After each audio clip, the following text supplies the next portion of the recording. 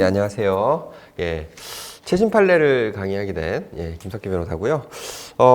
지금 최신 판례 강의 자료 아마 여러분께서 이제 PDF 파일로 받아보셨을 텐데 이게 지금 2020년부터 그 다음에 2021년 4월 전까지, 그러니까 3월 말까지 판례고요.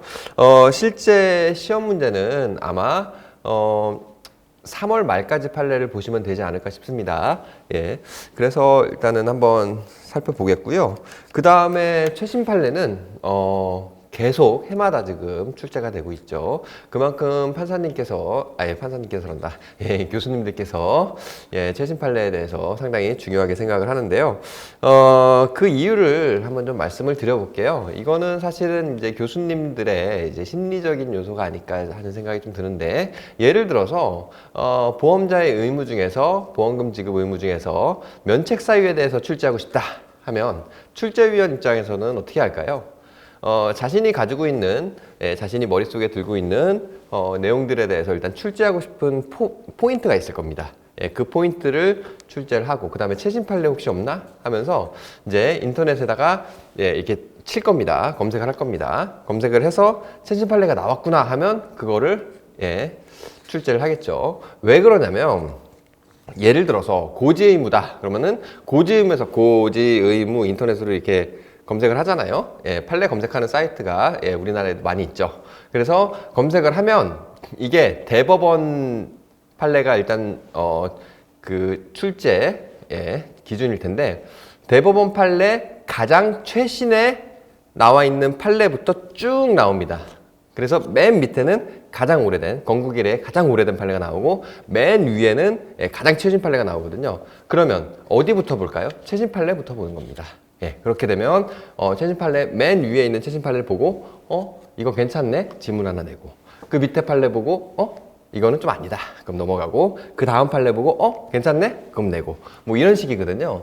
그렇기 때문에 최신 판례가 좀 많이 나오고요. 그 다음에 일단 최신 판례 중에서 뭐 매스컴에 좀 많이 탔거나 아니면 이제 세간에 이슈가 됐던 사건들이 꽤 있습니다. 그런 사건들 같은 경우에는 이제 교수님들께서 항상 내고 싶어 하시죠. 예를 들면 조금 이제 좀 시간이 지났으나 재해보상 특약과 관련한 판례, 그 다음에 재작년이죠. 2019년에 나왔던 태아의 상해보험과 관련한 판례, 이런 판례들 같은 경우는 이제 세간에 이슈가 많이 됐던 판례거든요.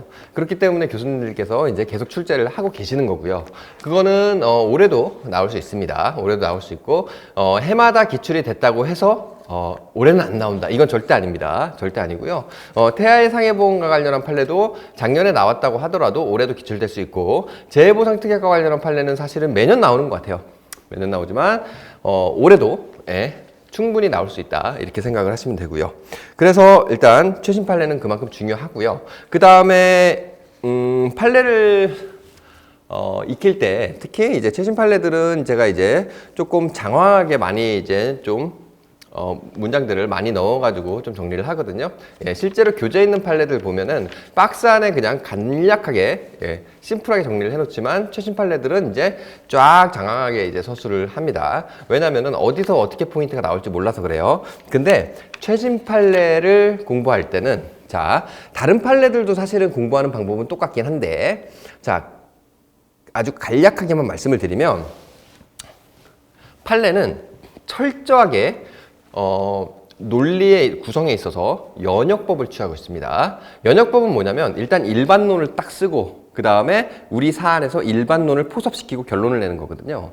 귀납법은 뭐예요? 일단은 과학 기술 분야에서는 귀납법을 많이 쓰잖아요. 이제 중고등학교 때 공부하셨을 때 그러니까 국어 시간에 언어 영역이나 뭐 국어 시간에 배우셨을 텐데, 귀납법은 경험치를 하나 쌓아가지고 결론을 만드는 건데, 일단 기본적으로 법 과목 같은 경우는 귀납법이 아니라 연역적인 방법을 씁니다. 그래서 좀 정리를 해보면, 판례는 일반적으로 일반론이 먼저 나옵니다. 일반론이 나오고, 그 다음에 사안에 적용을 해요. 사안에 적용을 시키죠. 그 다음에 결론을 냅니다. 이게 뭐냐면 어떤 법조문의 해석과 같은 일반론적인, 이거를 법리라고 하기도 하죠. 법리를 일단 쭉 얘기를 합니다. 얘기를 하고 이 사건의 경우에는 이 법리가 적용이 돼서 이 법리가 이렇게 적용이 되고 그래서 결론이 이렇다. 이렇게 나오는 겁니다. 자, 그래서 일반론은 이건 대전제라고 할 수 있죠. 대전제. 그쵸? 대전제고 이건 소전제고요. 그 다음에 이건 결론이 되겠죠. 그래서 철저하게 연역적인 방법을 쓰고요. 이거를 뭐 외우라고 하는 건 아니에요. 그냥 여러분께서 판례를 보실 때 쉽게 사용할 수 있는 그런 이해하기 쉽게 하는 그런 도구로 사용하시라는 얘기입니다. 일단 판례는 대법원 판례는 특히 일반론에 대해서 나오고 그 다음에 구체적인 그 소송에서 문제가 됐던 사안을 일반론에 포섭을 합니다. 그리고 결론을 내는 거예요. 자, 여러분들께서 사례 문제가 나왔다고 하면 사례 문제도 사실은 이 뭐 2차 과목과 관련이 되는 부분일 수도 있을 텐데 사례 문제가 나왔다고 하면 일반론을 일단 먼저 적고 그 다음에 이 사건의 경우에는 일반론에 비춰봤을 때 어떻게 되고 어떻게 결론이 이루어지기 때문에 뭐 계산이 이렇게 나오고 이렇게 얘기를 할 수 있겠죠. 예를 들어서 이제 자동차 보험에 대한 사례 문제가 나왔다면 일반론을 쓰고 거기에 대해서 이제 피보험자 뭐 개별적인 적용 뭐 이런 것들 있잖아요. 피보험자가 누구고 그 다음에 누구는 면책되고 그 다음에 지급 기준에 따라서 어떻게 계산이 되고 그래서 일반론 포섭 결론 이런 식으로 하면 사실 가장 논리적인 글이 되는 거예요. 그래서 어쨌든 간에 판례도 이런 식으로 해가지고 읽으시면 가장 편하십니다. 그래서 이제 판례 강의를 할 텐데 자, 일단 별표 먼저 치시죠. 중요한 판례 먼저 말씀을 드리겠습니다. 요 제가 나눠드린 파일 중에서 1번 판례 중요합니다. 1번 판례 중요하고요. 그 다음에 페이지를 쭉쭉 넘기셔서 자, 4페이지입니다. 4페이지에 3번 판례 중요합니다. 자, 제가 올해 판례 중에서 가장 1순위로 꼽는 문제는 요 3번 판례입니다. 3번 판례 4페이지에 있는 거. 법리가 중요해요. 그래서 자, 별표 치시고 그 다음에 페이지 넘기셔서 6페이지 보시면 자, 4번 판례 중요합니다. 예, 4번 판례 중요합니다. 이거는 교수님들께서 이 판례의 태도가 아주 지극히 정당한 판결이다 하면서 평석을 막 내시고 계세요. 그래서 4번 판례 중요하고요. 그 다음에 페이지를 넘기셔서 자, 8번입니다. 8페이지입니다. 8페이지. 8페이지에 6번 판례.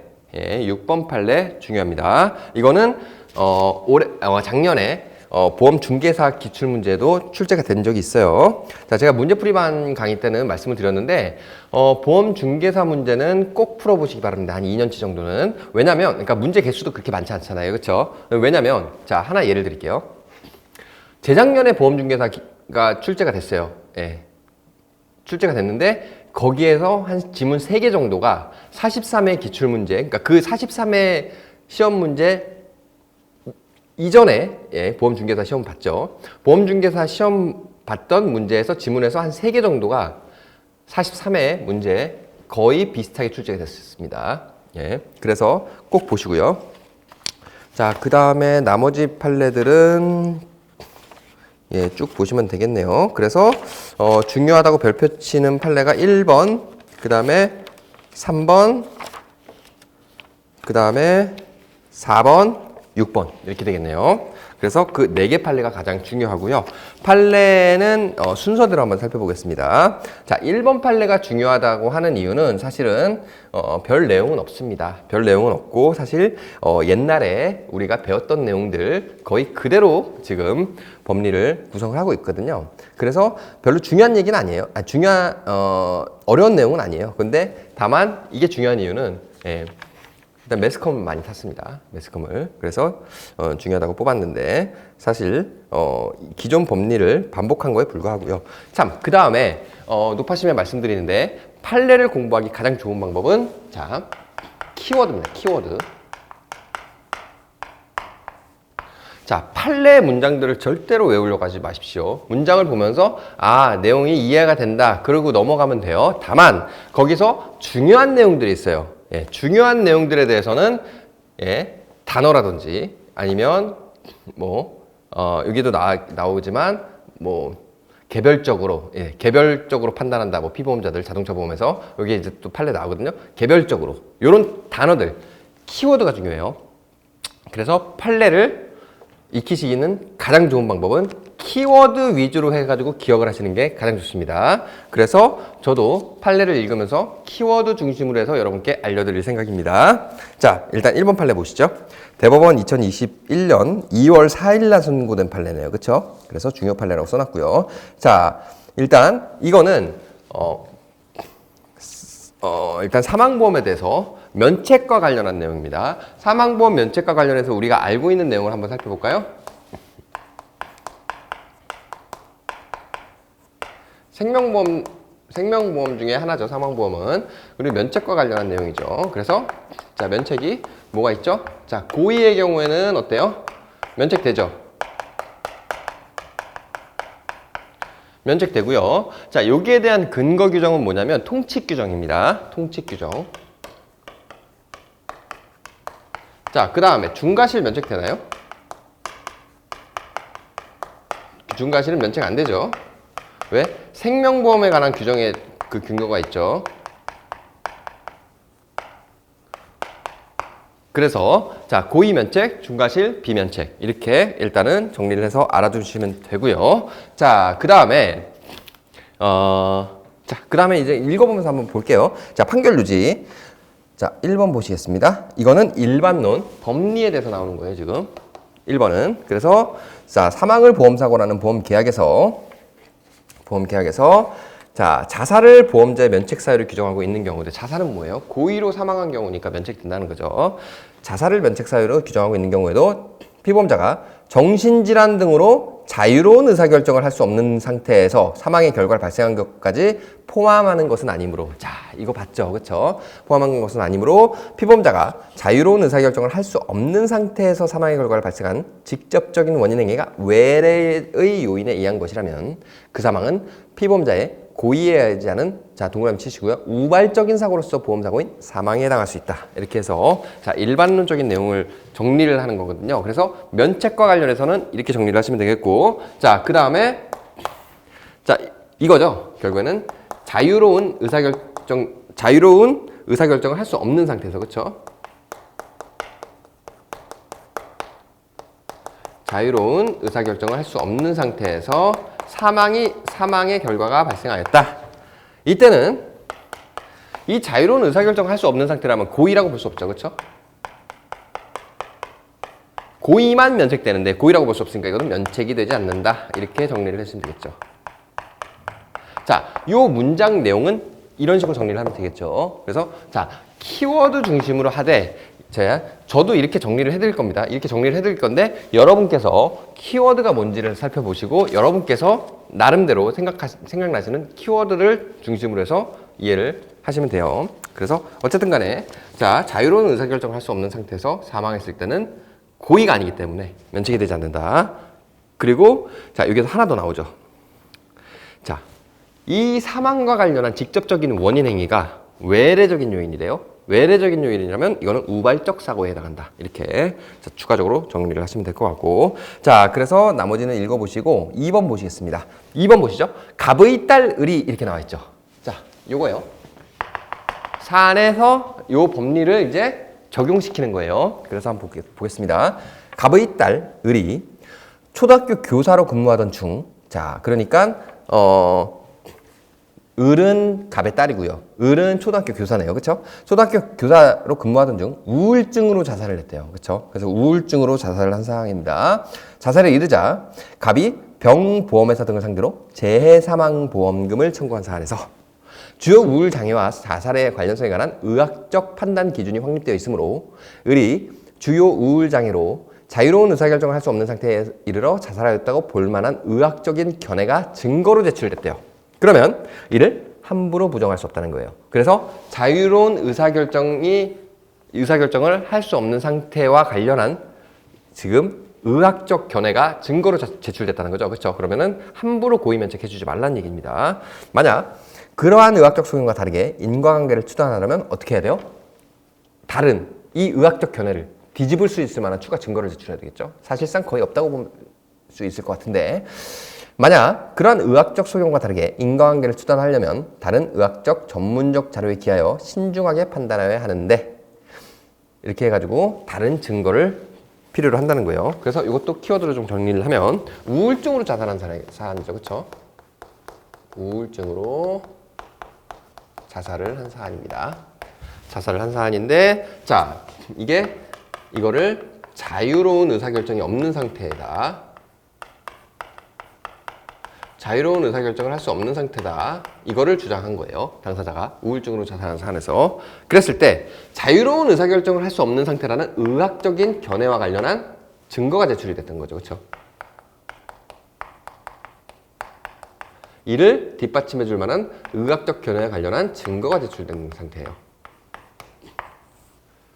그러면 이거를 인정을 해줘서 고의 아니니까 면책해주지 말라는 내용입니다. 그렇게 정리를 해줄 수 있겠죠. 그렇죠? 그래서 이거는 의학적 견해가 증거로 제출된 사안. 그래서 그 정도 알아두시면 되고요. 그 다음에 이제 자 3번 보겠습니다. 자 3번 보면은 이 사안은 사실 소멸시효 완성으로 해서 보험금 지급을 자, 면책과 관련해서는 통과했어요. 당사자가 보험금 청구했을 때. 면책과 관련해서는 통과했어요.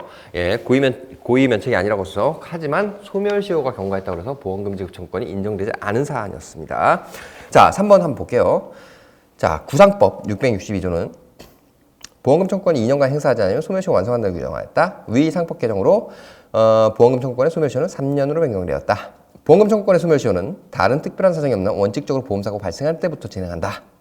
나와 있고 또 밑줄 그은 거 밑에서 네 번째 줄 보시면 객관적으로 보험사고가 발생한 사실을 확인할 수 없는 사정이 있을 때는 보험금 청구권자가 보험사고 발생을 알았거나 알 수 있었던 때부터 보험금 청구권의 소멸시효가 진행한다 해서 이거는 소멸시효의 기산점과 관련한 내용이죠. 그렇죠? 소멸시효의 기산점과 관련한 원칙적인 판례잖아요. 그렇죠? 그래서 요거는 키워드로 제가 정리를 따로 안 해드릴게요. 그래서 소멸시효 기산점은 어떻게 돼요? 원칙적으로 보험사고 발생했을 시 그 다음에 예외적으로 객관적으로 확인할 수 없을 때는 자, 보험사고를 알았거나 알 수 있었을 때 누가? 보험금 청구권자가. 그쵸? 그렇게 정리를 하시면 되고요.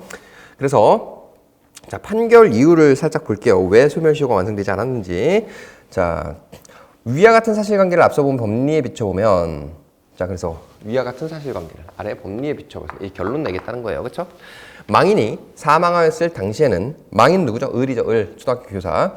면책의 예외 사유에 해당하는 보험사고 발생한 여부가 객관적으로 분명하지 아니하여 보험금 청구권자의 원고가 이를 알 수 있었거나 그 사명 자료를 갖추기 어렵다고 볼 만한 사정들이 존재한대요. 존재하면 왠지 보험사고를 객관적으로 확인할 수 없는 사정이 있어서 예외가 적용이 돼야 될 것 같은데 그러지 않았습니다. 원칙적으로 보험사고 발생할 당시부터 소멸시효를 적용했거든요. 그래서 한번 보면 원고가 망인의 자살 당시 이 사건 보험계약의 존재와 구체적인 내용을 파악할 수 없거나 상당히 곤란하였을 여지도 있다. 그럴 가능성도 있다는 거예요. 하지만 그러나 원고가 망인이 공무상 생긴 우울증으로 인해 자살한 것이라 주장하면서 어떻게 유족보상금 지급 신청하고 이어 행정소송도 제기했대요. 그렇다면 보험사고 발생 시 보험금 청구권이 있다는 것을 이미 알고 있었다고 볼 수 있다는 거죠. 그래서 보험사고 발생 시를 당시로 해서 소멸시효를 기산해야 된다는 거예요. 결국 소멸시효가 완성돼서 보험금 청구권을 인정받지 못했습니다.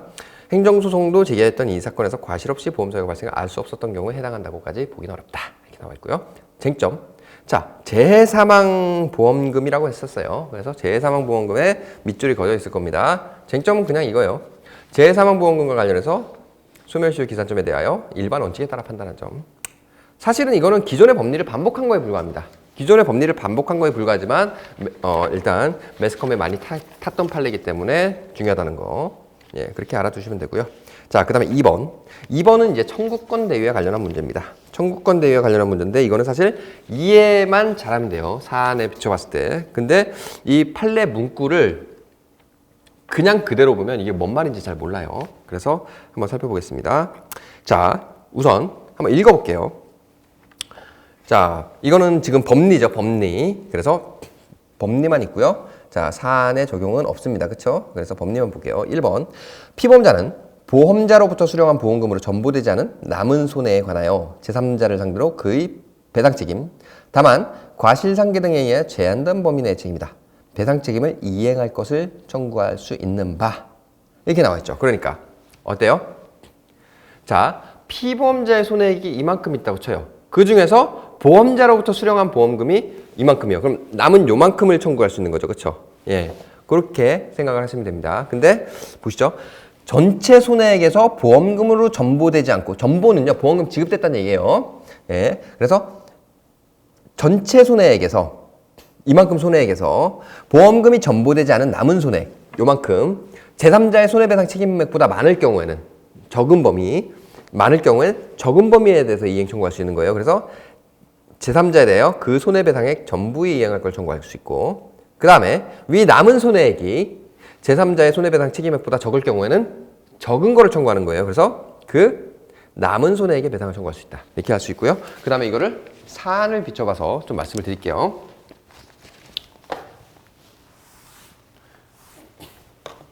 자, 우선 보험자가 있고요. 그 다음에 피보험자가 있습니다. 그 다음에 제3자가 있고요. 자, 보험자 대위니까 피보험자가 권리자가 되는 거고 제3자가 의무자가 되는 거죠.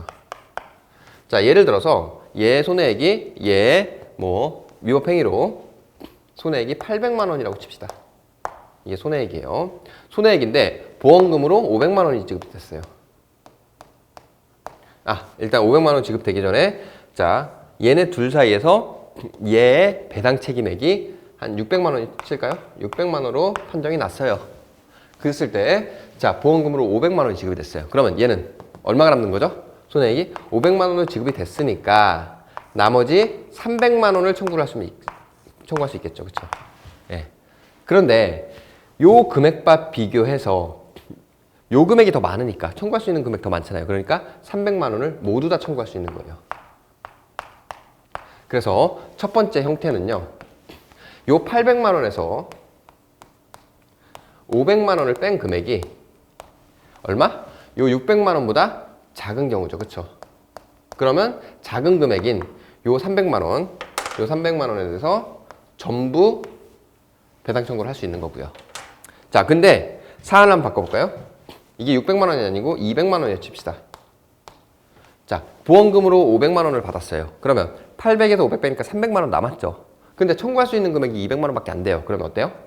300만 원에서 300만 원이 지금 남은 손해인데 200만 원밖에 청구할 수 없으니까 나머지 200만 원만 청구하는 얘기예요. 그래서 두 번째 케이스는 800에서 500을 뺀 나머지 300만 원이죠.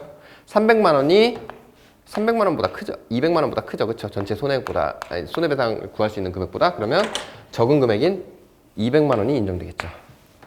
그렇죠? 그리고 자, 요 추가적으로 하나만 더 보면 자, 첫 번째 600만 원을 기준으로 했을 때라고 칩시다. 그러면 얘가 300만 원을 청구를 해서 보상을 받았죠. 그렇죠? 그럼 요 300만 원 남았잖아요. 그럼 보험자는 300만 원의 범위에 한해서 대위할 수 있겠죠. 첫 번째 경우에는. 그렇죠? 그 다음에 두 번째는 자, 200만 원만 남아있으니까 200만 원만 청구할 수 있는 거잖아요. 그러면 청구했어요. 그럼 얘는 더 이상 손해를 배상할 금액이 없죠. 그러면 대위 불가능한 거죠. 그쵸?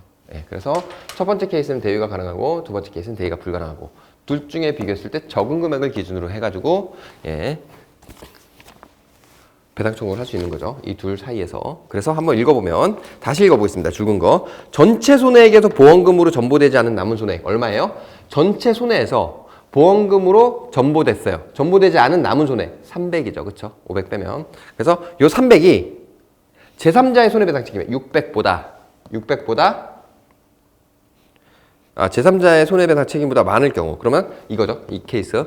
자, 600, 200 많을 경우 그러면 그 손해배상 책임액 전부 200을 청구할 수 있는 거고 자, 위 남은 손해액 300이 제3자의 손해배상 책임액 600보다 적을 경우에는 요 전체 요 남은 손해액의 배상을 청구할 수 있다. 그렇게 나와 있고요. 후자의 경우 이 경우는 요 대위할 수 있죠. 그렇죠? 그래서 후자의 경우 보험자는 제3자의 손해배상 책임액과 남은 손해액 차액 상당을 보험자 대위에 따라 취득한다. 이렇게 생각을 하시면 되고요. 자, 그림을 그려보시면 이해하기가 편합니다. 이해하기 편하고요. 그 다음에 이게 지금 자, 적은 금액만큼 청구를 하는 거예요. 그렇죠? 그리고 남으면 대위하는 겁니다.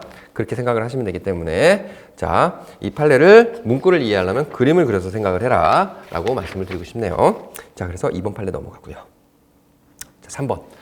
저는 이 3번 판례가 올해 자, 1순위라고 생각해요. 시험 나올 수 있는 판례 중에서. 예. 그래서 3번 판례 한번 보겠습니다. 자, 이걸 일단 지우고 설명드리겠습니다. 자, 제가 찍은 1순위 판례는 요 3번 판례예요. 예. 그 보험계약법 전범위 다 합쳐서 봤을 때도 제가 1순위로 찍은 판례는 이거 3번입니다.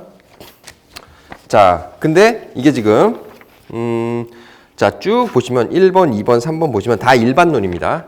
예. 일반론이에요. 그래서 일반론만 알아두시면 돼요. 법리만 알아두시면 됩니다. 그래서 보시면 자, 판결 요지부터 한번 읽어볼게요. 읽어보면서 제가 키워드를 정리를 해드리겠습니다.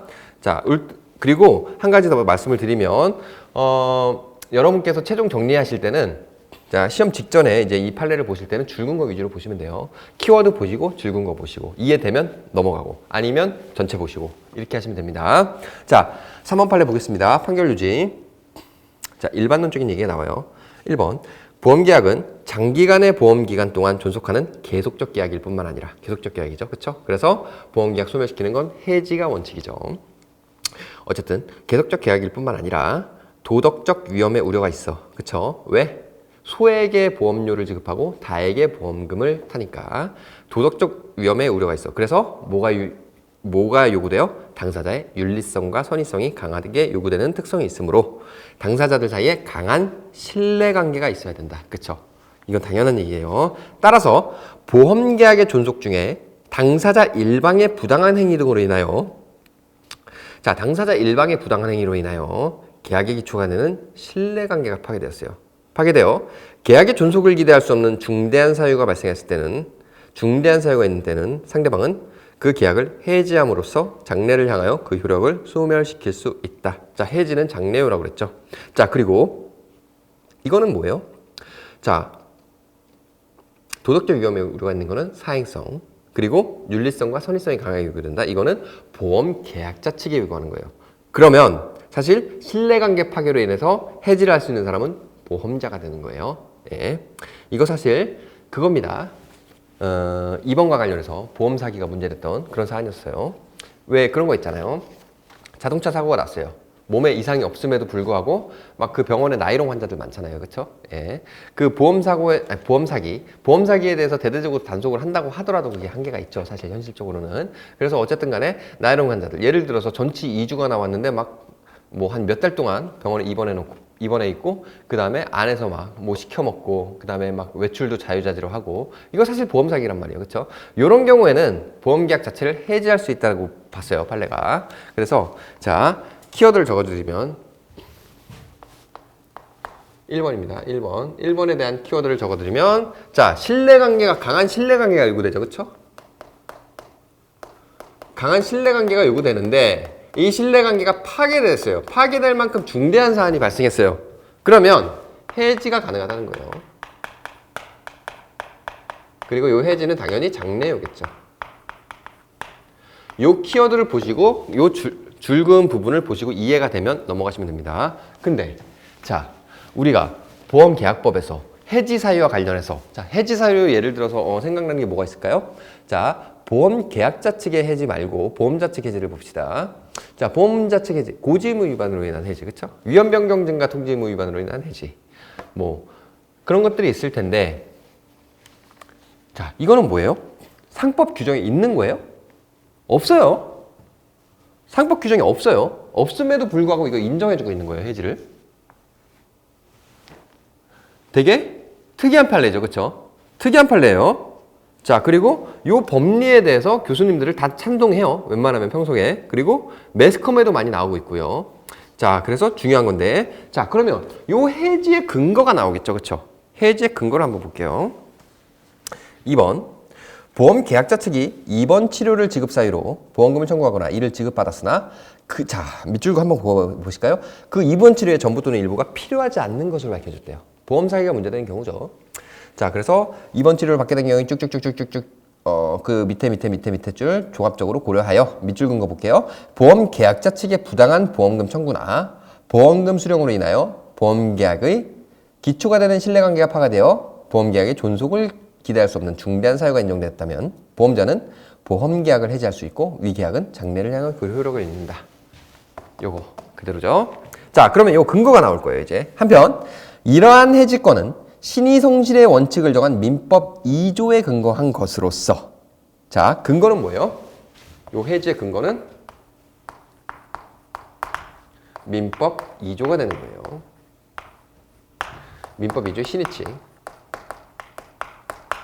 자, 우리가 보험계약법에서 신의칙 위반으로 인해서 계약이 무효가 되는 사유가 있었죠. 자, 보험금을 부정하게 지급받을 목적으로 보험계약을 체결한 거예요. 그렇죠? 그래서 자, 그 경우에 민법 2조 신의칙이 나왔는데 이번에는 해지와 관련한 신의칙이 또 나온 거예요. 신의칙이 근거가 되는 2탄이네요. 그렇죠? 그래서 민법 2조에 근거한 것으로서 이건 뭐래요? 보험계약 관계에 당연히 전제된 거래요. 그렇죠? 당연히 전제된 거예요.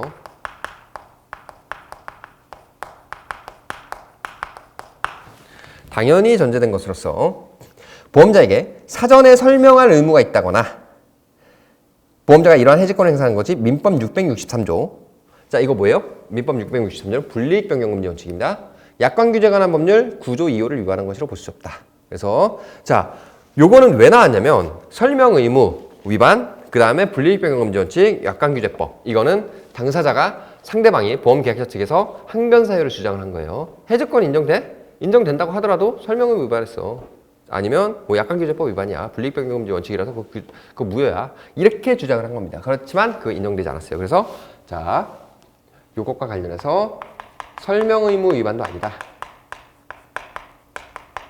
왜? 민법 이전을 있고 당연한 전제예요. 그렇죠? 그러면 예측할 수 있다거나 예측할 수 있는 일반적인 것이거나 법령상 되풀이하는 걸 불가하거나 둘 중에 하나죠. 그렇죠? 둘 중에 하나이기 때문에 설명 의무 없다.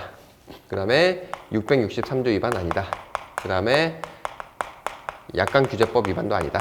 약관규제법은 어떤 약관규제법이 적용되는지 여부에는 대해서까지 알 필요는 없을 것 같아요. 그냥 이렇게만 정리해 두시죠. 그래서 위반 아니다 나와 있어요. 하지만 민법 2조라는 신의칙은 자, 법적 안정성을 후퇴시킬 우려가 있어요. 그렇죠? 법적 안정성을 후퇴시킬 우려가 있어요. 예를 들면 자, 소멸시효 같은 경우도 신의칙에 따라서 소멸시효 주장하는 것이 신의칙에 반하면 소멸시효도 제도를 날려버릴 수 있잖아요. 그렇죠? 근데 이것도 어때요? 해지권이 인정되지 않음에도 불구하고 상법 규정에 따라서 해지권이 인정되지 않음에도 불구하고 이거를 신의칙에 따라서 해지권을 인정해 준다면 법적 안정성이 그만큼 후퇴가 되는 거예요. 그러니까 어떻게 나와 있냐면 밑에 보시면 그 다음 페이지 3번 위에 밑줄 긋은 거 보시면 구체적인 사안에서 보험자가 이와 같은 해지권을 행사하는지는 신중하고 엄격하게 판단하라. 왜? 법적 안정성이 후퇴될 수 있으니까. 그래서 이거는 신중하고 엄격하게 판단하라는 얘기입니다. 네. 그래서 이게 2번 내용이죠. 네. 2번 내용이고요. 자, 그래서 한번 3번도 한번 볼게요. 3번도 충분히 나올 수 있습니다. 3번 보험계약은 당사자의 윤리성과 선의성이 강하게 요구된 특성으로 인하여 당사자 사이에 강한 신뢰관계가 요구된다. 신뢰관계, 이 얘기죠. 그렇죠? 예. 그리고 따라서 보험계약의 일방의 부당한 행위로 계약이 규초와 신뢰가 파괴되어 상대방이 그 계약을 해지하는 경우 요 얘기 그대로 하고 있는 거죠. 해지하는 경우 그 다음에 밑줄 그은 거를 보십시오. 또 새로운 법리 중에 하나입니다. 신뢰관계를 파괴하는 당사자의 부당한 행위가 해당 보험계약의 주계약이 아닌 특약에 관한 것이라고 하더라도 그 행위가 중대하여 이로 인하여 보험계약 전체가 영향을 받고 계약 자체를 유지할 것을 기대할 수 없다면 특별한 사정이 없는 한 해지의 효력은 해당 보험계약 전부에 미친다고 보아야 할 것이다. 라고 나와 있어서 이게 무슨 얘기냐면 3번 얘기입니다. 이제 이거는 무슨 얘기냐면 자, 보험계약과 관련해서 주계약이 있었고요. 특약이 있었어요. 근데 이 신뢰관계 위반 행위가 주계약에는 없었어요. 그런데 특약에만 있었던 거예요. 특약에만 있었는데 이게 계약 전체에 영향을 미칠 정도로 중대한 거예요. 계약 전체에 영향을 미칠 정도로 중대한 거예요. 중대한 거면 해지권은 어디에 미친다고요? 해지는 계약 전부에 미친대요. 전부에 미친다는 건 무슨 얘기냐면 자, 특약도 해지에서 날아가는 거고 당연히. 그리고 전부니까 이 주계약도 같이 날아가겠다는 거예요. 네, 그런 의미로 생각을 하시면 됩니다. 그래서 이게 저는 올해 반드시 기출되지 않을까 싶은 생각이 들어요. 정리를 해보면 자, 신뢰관계가 유지가 돼야 돼요. 왜? 윤리성이. 자, 도덕적 위반이 수반될 수 있잖아요. 보험계약은. 그러니까 윤리성과 선의성이 요구되기 때문에 당사자들 간에 강한 신뢰관계가 필요한데 이거를 파괴하는 중대한 사유가 있을 때는 계약을 해지할 수 있고요. 해지는 장래요죠. 그렇죠? 장래요. 그래서 자, 맨 앞 문구에 계속적 계약 얘기하고 있죠. 자, 그다음 그 근거는 민법 2조의 신의칙이다. 신의칙이고 이거 신의칙은 당연히 전제하고 있는 거기 때문에 설명 의무 위반이라든지 불이익 변경 금지 원칙 위반이라든지 약관규제법 위반이 아니다. 하지만 신의칙을 적용하기 위해서는 자, 법적 안정성이 후퇴될 우려가 있으니까 신중하고 엄격하게 해석해라. 자, 그래서 주계약과 특약이 있는데 특약에 신뢰관계 파괴로 인한 중대한 사유가 발생했고 주계약에는 그런 사유가 발생하지 않았다고 하더라도 이 특약과 관련한 신뢰관계 파괴가 계약 전체에 영향을 미칠 만큼 중대하다고 하다면 이 주계약을 포함해서 계약 전부를 해지할 수 있다. 여기까지입니다. 그래서 쟁점을 한번 읽어볼게요. 1번. 자, 만약에 이 쟁점을 먼저 읽어보시고 이해가 된다. 그러면 사실 이 판례 안 읽고 넘어가셔도 돼요. 이 키워드 먼저 쫙 보시고. 쟁점 1번. 보험계약자 측의 보험계약의 기초가 되는 신뢰관계가 파괴되어 계약의 존속을 기대할 수 없는 중대한 사유가 발생할 때는 보험자는 민법 2조에 따라 보험계약을 해지할 수 있다. 그렇죠? 2번. 이러한 보험계약의 해지는 보험계약 관계에 당연히 전제된 것이므로 이에 대한 설명 의무가 있다고 보기 어렵고 불이익 변경 금지 원칙에 위배됐다고 볼 수 없으며 약관규제법에 따른 무효사유에 해당하지 않는다는 점. 근데 1번에 오타가 있네요, 지금. 쟁점 1번의 두 번째 보시면 계약의 종속을 기재할 수 없는 게 아니라 기대할 수 없는 겁니다. 기대. 예, 기대입니다. 이거 기대로 좀 고쳐주세요. 예. 그리고 3번. 이러한 보험계약의 해지는 민법 일반 원칙에 따른 해지이기 때문에 신중하고 엄격하게 해석돼야 된다는 점. 자, 법적 안정성이 후퇴되니까 그러는 거예요. 자, 그 다음 4번. 신뢰관계를 파괴하는 당사자의 부당한 행위가 보험계약의 주계약이 아닌 특약에 관한 것이라고 하더라도 그 자체로 계약이 유지될 수 없다면 해지 효력은 해당 보험계약 전부에 미친다는 거. 그래서 이런 쟁점들을 좀 알아두시면 될 것 같습니다.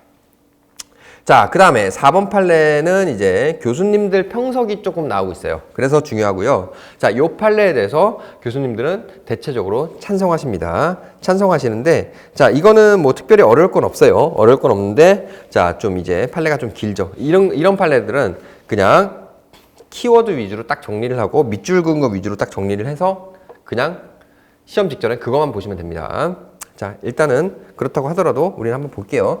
판결 요지 있는데 1번은 일단은 기본적인 일반론적인 법리가 나오고요. 2번은 갑은 을 회사화 해가지고 구체적인 사안이 나옵니다. 그래서 결론을 내는 판례예요. 판례는 항상 이렇게 되어 있습니다. 양가로 1번 첫 번째 단락. 이거는 이제 우리가 아까 2번 판례에서 본 거와 똑같은데 다시 한번 볼게요. 손해보험의 보험사고에 관하여 동시에 불법행위나 채무불이행에 의한 손해배상을 책임지는 제3자가 있어 피보험자가 그를 상대로 손해배상 청구를 하는 경우에 피보험자는 보험자로부터 수령한 보험금으로 전부되지 않고 남은 손해에 대하여 제3자를 상대로 그 배상 책임의 이행을 구할 것을 청구할 수 있다. 이렇게 나와 있고요. 그 다음에 보험자 대위에 대한 제도의 목적이 쭉 나오고요. 자, 보험자 대위, 청구권 대위에 관한 얘기가 나옵니다. 그리고 우리는 밑줄 그은 거 볼게요. 그런데 여기가 중요합니다. 하나의 사고로 보험 목적물과 보험 목적물이 아닌 재산에 대해 한꺼번에 손해가 발생한 경우 보험 목적물이 아닌 재산에 발생한 손해에 대해서는 보험계약으로 인한 법률관계를 전제로 하는 상법 682조의 보험자 대위가 적용될 수 없다라고 했어요. 이건 어떻게 보면 되게 당연한 얘기예요. 예, 당연한 얘기고요. 그 다음에 대법원에서 이렇게 판시한 이유는 항소심까지 해가지고 이거를 발견을 못했다는 거예요.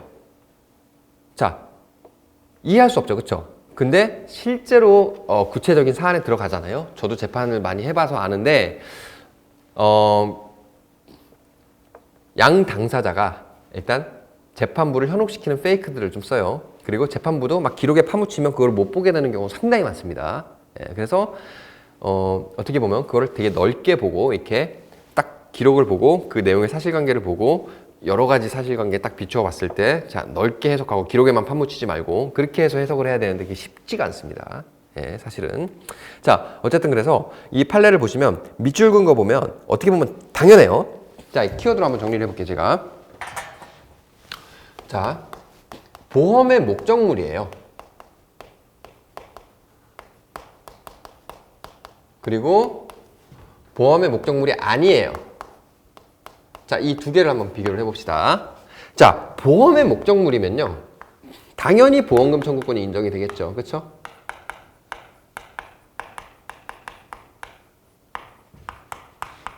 인정되겠죠. 자, 그러면 청구권 대위도 당연히 되겠죠. 대위도. 그쵸? 근데 이건 뭐예요? 보험의 목적물이 아니면 보험금 청구권도 인정이 안 되죠. 그러면 그거를 전제로 해서 봤을 때 대위도 인정이 되지 않는 거예요. 어떻게 보면 당연한 법리입니다. 당연한 법리. 예. 그래서 실제 사안은 뭐였냐면 이 보험의 목적물이 어떤 화재보험 계약과 관련해서 이 보험의 목적물이 자 적어드릴게요. 매장 내 물건이에요. 어떤 매장 내의 물건에 대한 것이고 그 다음에 이 보험 목적물이 아니었던 게 가설 창고 내 물품이었어요. 그래서 요거는 대위가 되고 요거는 대위가 안 된다. 이렇게 나와 있는 거거든요. 그래서 요거만 정리를 하시면 돼요, 사실. 예, 그래서 밑줄 긋은 것만 보고 이해가 되시면 넘어가시면 됩니다. 자, 그래서 2번 한번 볼게요. 그냥 2번 한번 간단히 보겠습니다. 갑이 을 보험회사 매장 내 물품을 보험 목적물로 하는 보험 계약을 체결한 후 이렇게 나와 있죠. 보험 목적물이에요, 그렇죠? 예. 병이 소유한 건물의 지분공사 중 발생한 화재로 인하여 갑의 매장 내 물품뿐만 아니라 가설 창고 내 물품 등이 소외되는 손해가 발생했대요. 그러면 가설 창고 내 물품은 보험의 목적물이 아니기 때문에 대위가 안 된다. 이렇게 생각을 하시고 컴팩트하게 정리하시고 넘어가면 되는 판례입니다. 자, 그래서 4번 판례까지 봤고요. 5번 판례는요. 그냥 결론 위주로 한번 읽어보십시오. 암과 관련한 건데 시험에는 안 나올 것 같아요. 그냥 한번 쭉 읽어보시고 넘어가시면 될 것 같고요. 자, 그 다음에 6번 판례입니다. 6번 판례도 중요한데 사실은 6번 판례는 옛날에 나왔던 판례예요. 옛날에 나왔던 판례지만 이거를 그러니까 중상해와 관련한 판례거든요. 중상해와 관련한 판례인데 옛날에도 사실 이것과 비슷한 판례가 있었어요. 있었지만 최신 판례로서 한 번 더 이것에 대해서 지금 얘기를 해주고 있어서 중요한 거예요. 자, 그래서 이 판례도 이 판례는 법리와 사실관계를 좀 다 알아야 되겠네요. 그래서 한번 보겠습니다. 이것 좀 지울게요. 자, 한번 읽어보겠습니다. 자, 대법원 2020년 7월 23일 선고 판례네요. 자, 판결 요지 1번. 자동차 보험의 특별 약관 및 보통 약관에서 피보험자의 고의로 인한 손해를 보험자가 보상하지 아니하는 사항으로 규정하고 있대요. 그러면 고의손해, 자, 고의손해 관련해서 근데 자동차 운행으로 인한 사고의 경위와 전후 사정에 비추어 봤을 때 밑줄 긋은 거 이게 중요합니다. 피보험자가 피해자의 상해에 대해서는 인식 용인하였으나 자, 고의의 요소는 인식과 의사라고 그랬죠. 그렇죠? 인식과 의사인데 자, 고의에는 확정적 고의와 미필적 고의가 있다고 그랬죠. 확정적 고의는 인식과 의사, 미필적 고의는 인식과 용인이라고 그랬잖아요. 그래서 여기서 용인이라고 나와 있는 건 미필적 고의라는 거예요. 어쨌든 그게 중요한 건 아니고 자, 피보험자가 피해자의 상해에 대해서 이를 인식 용인하였으나 피해자의 사망 등 중대한 결과 나왔죠. 그래서 자, 여기는 사망이 중요한 게 아니라 사망 등에다가 동그라미 치시고 별표 치십시오. 사망 등 중대한 결과예요. 등에다 동그라미 치십시오. 사망뿐만 아니라 중상해도 여기다 포함된다는 거예요. 그게 이 판례의 의의입니다. 그래서 사망 등 중대한 결과에 대해서 이를 인식 용인하였다고 볼 수 없는 경우에는 그 사망 등으로 인한 손해는 위 면책약관에서 정한 피보험자의 고의로 인한 손해에 해당하지 아니하고 따라서 위 면책약관이 적용되지 않는 것으로 봄이 타당하다. 그리고 이때 사망 등과 같은 중대한 결과는 단순히 그 결과만을 판단할 것이 아니라 쭉쭉쭉 종합적으로 판단해야 한다. 이렇게 나와 있습니다. 그래서 키워드로 또 정리를 해볼게요. 자, 상해에 대해서는 고의가 있어요. 그렇죠? 근데 사망 등 중대한 결과에 대해서는 고의가 없어요. 근데 결과는 이걸로 발생했잖아요. 그러면 요거와 관련해서는 면책이 되지 않는다는 게 판례 입장이죠. 그리고 여기 등에 중상해가 포함된다는 거. 요게 중요합니다.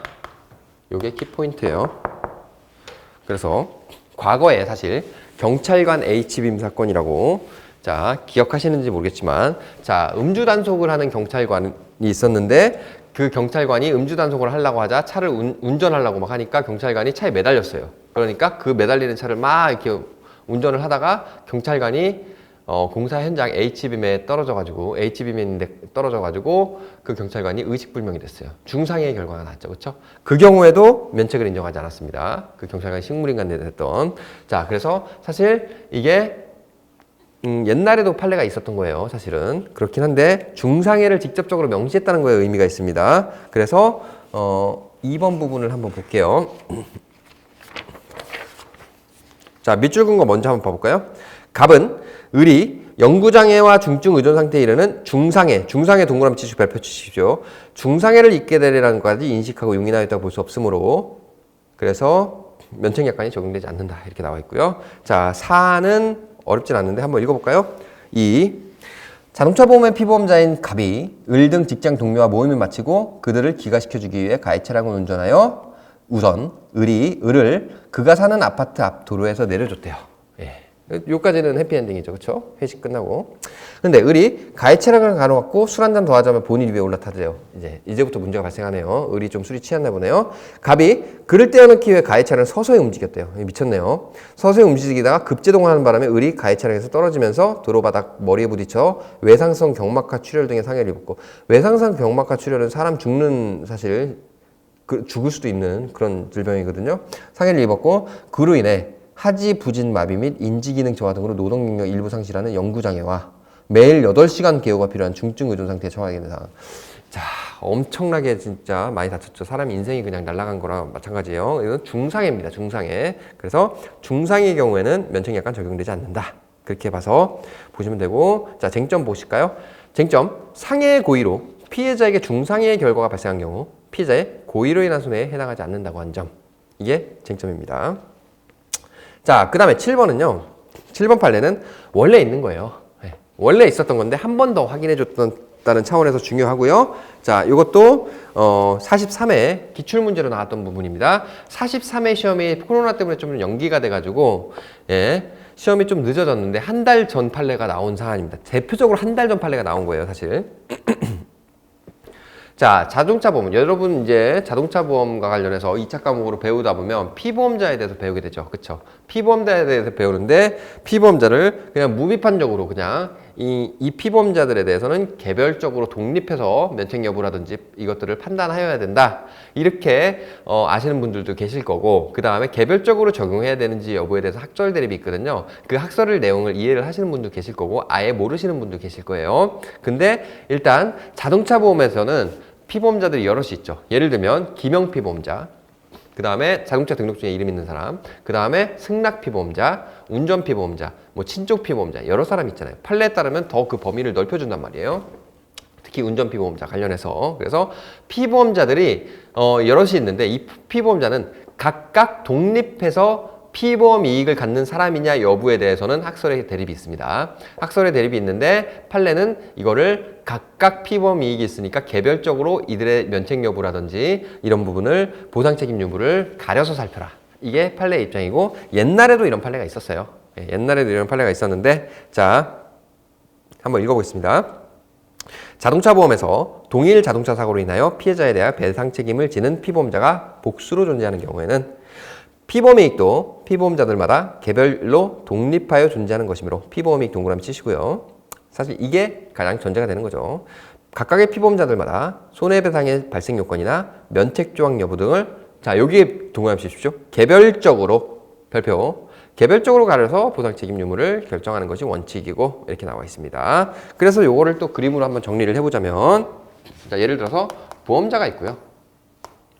자, 피보험자 1이라는 사람이 있고 피보험자 2라는 사람이 있습니다. 이 사람들이 뭐 어떤 피보험자인지 여부에 대해서는 우리는 궁금하지가 않아요. 그게 궁금한 게 아니라, 자, 이 사람들이 이 사람들에 대해서 한번 보겠습니다. 이 사람들의 피보험이익이 피보험자 1한테는 동그라미라는 피보험이익이 있고 피보험자 2한테는 세모라는 피보험이익이 있었어요. 그랬을 때, 자, 책임 발생 요건은,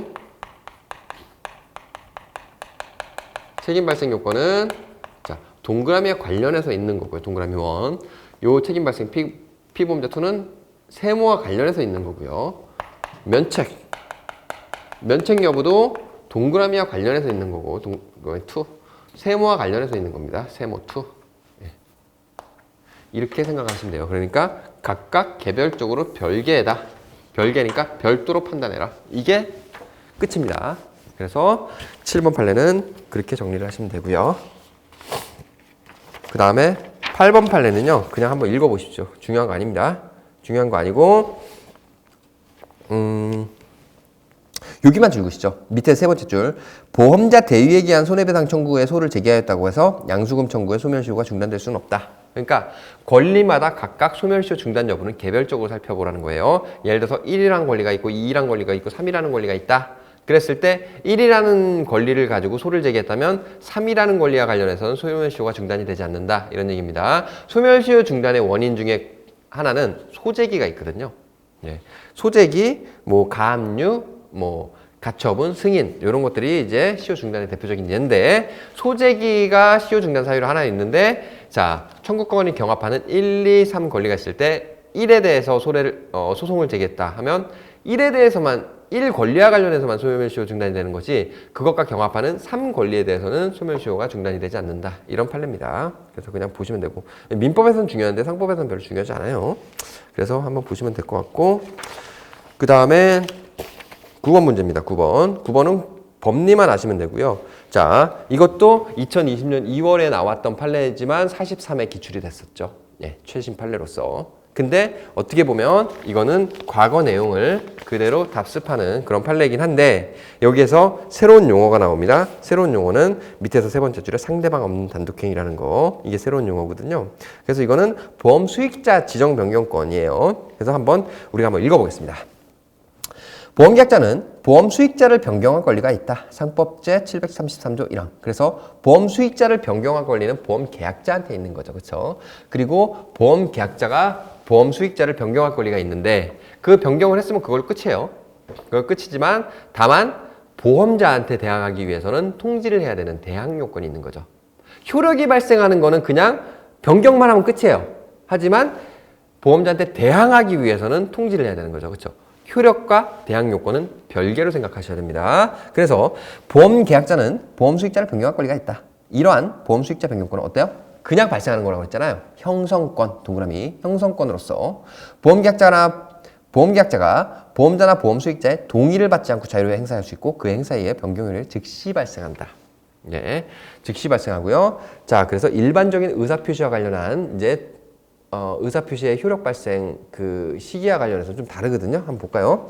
다만 보험계약자는 보험 수익자를 변경한 후 보험자에 대해 이를 통지하지 않으면 보험자에 대항할 수 없다. 이건 대항 요건일 뿐이에요. 효력 발생 요건 아니에요. 이와 같은 보험 수익자의 변경권의 법적 성질과 상법 규정 해석에 비추어 보면 밑줄 긋는 게 중요하죠. 이제 보험 수익자 변경권은 상대방 없는 단독행위라고 봄이 타당하므로 상대방 없는 단독행위에다가 동그라미 치고 별표. 자, 이거를 이렇게 나올 수도 있겠죠. 보험 중개사 시험에 그렇게 나왔던데. 상대방 있는 단독행위다. 이렇게. 그 보험 중개사인가 법무사 시험인가 하여튼 잘 모르겠는데 그렇게 나왔거든요. 상대방 있는 단독행위라고 해가지고 틀린 지문으로 나왔었습니다. 상대방 없는 단독행위예요. 그래서 행위는요. 사실 민법상 행위는 합동행위가 있고요. 합동행위는 뭐냐면 이제 뭐 예를 들어서 어떤 여러 사람이 모여서 법인을 설립하는 거 뭐 이런 거 합동행위인데 이거는 상법에 안 나옵니다. 합동행위가 있고 그 다음 계약이 있습니다. 계약인데 계약 알죠? 네, 계약 알고 단독행위가 있어요. 법률행위의 종류예요. 법률의 종류인데 단독행위는 상대방이 있는 단독행위 그리고 상대방 없는 단독행위가 있습니다. 근데 상대방 있는 단독행위와 상대방 없는 단독행위의 특징이 뭐냐면 단독행위는 예를 들어서 뭐 형성권, 청구권 이런 거 다 단독행위거든요. 근데 상대방 있는 단독행위는 자 원칙적으로 의사표시거든요. 이것도 의사표시가 상대방한테 도달돼야 효력이 발생해요. 의사표시 도달 이게 필요해요. 이게 필요합니다. 근데 상대방 없는 단독행위는 의사표시의 도달 자체도 필요하지가 않아요. 자, 이건 요 필요하다. 이건 불요 필요하지 않아요. 그래서 그냥 보험자나 보험 수익자의 동의를 안 받아도 되고 그들한테 송달하지도 않아도 돼요. 다만 보험자한테 대항하려면 통지해야 된다. 예, 대항 요건이 다르다. 이렇게 생각하시면 되고. 그래서 다시 한번 읽어보면 보험 수익자 변경은 상대방 없는 단독행위라고 봄이 타당하므로 보험 수익자 변경의 의사표시가 객관적으로 확인만 되면 돼요. 객관적으로 확인되는 이상 그러한 의사표시가 보험자나 보험 수익자한테 자, 여기가 중요합니다. 도달하지 않았다고 하더라도 보험 수익자 변경의 효과는 발생한다. 이게 중요합니다. 그래서 보시고요. 마지막 10번 판례입니다. 이게 안 나왔는데 저는 이것도 나올 가능성이 있다고 생각해요. 자, 단체보험과 관련한 건데 자, 구상법 제735조의 3제 3항은 단체보험 계약에서 보험계약자가 피보험자 또는 그 상속인이 아닌 자를 보험 수익자로 지정할 때는 단체 규약에서 명시적으로 정하는 외에 피보험자의 서면 동의를 받아야 한다라고 했어요. 그러니까 규약이 있으면 규약대로, 규약이 없으면 동의받아야 된다. 이런 거죠. 명시하고 있는 바, 이건 일반론적인 거 맞고요. 근데 단체 규약에서 자, 여기 밑에 셋째 줄부터 끝까지 다 밑줄 그시죠. 단체 규약에서 피보험자 또는 그 상속인이 아닌 자를 보험 수익자로 명시적으로 정하였다고 인정하기 위해서는 피보험자의 서면 동의가 있는 경우와 마찬가지 취급할 수 있을 정도로 그 의사가 분명하게 확인되어야 한다. 그래서 그 의사가 분명하게 확인되어야 한다는 거, 동의와 마찬가지로 그게 중요한 쟁점이고요. 그 다음에 페이지를 넘기셔서 따라서 단체 규약으로 피보험자 또는 그 상속인이 아닌 자를 보험 수익자로 지정한다는 명시적인 정함이 없음에도 명시적인 정함이 없으면 동의 요구한다는 거죠. 없음에도 피보험자의 서면 동의 없이 단체 보험 계약에서 피보험자 또는 그 상속인이 아닌 자를 보험 수익자로 지정했대요. 그럼 보험 수익자 지정 행위는 어때요? 무효죠. 그렇죠? 그래서 그 보험 수익자 지정은 구상법 735조의 3 제3항에 반한 것으로서 효력이 없고 이후 적법한 보험 수익자 지정 전에 보험사고 발생할 경우 피보험자 또는 그 상속인이 보험 수익자가 된다. 그러니까 자, 여기서 알 수 있는 거는 자, 보험 수익자 지정 변경과 관련해서 동의를 받지 않았을 때는 보험 계약 전체가 무효가 되는 게 아니라 지정 변경 행위 자체만 무효가 된다고 그랬죠. 그렇죠? 네. 여기서도 그 내용을 알 수 있겠죠. 그래서 이걸 또 키워드로 좀 정리를 해 보면 이런 얘기죠. 규약으로 정해야 되는데 자, 규약이 없으면 서면 동의가 필요하고요. 그렇죠? 서면 동의가 없으면 지정행위가 무효죠. 그렇죠?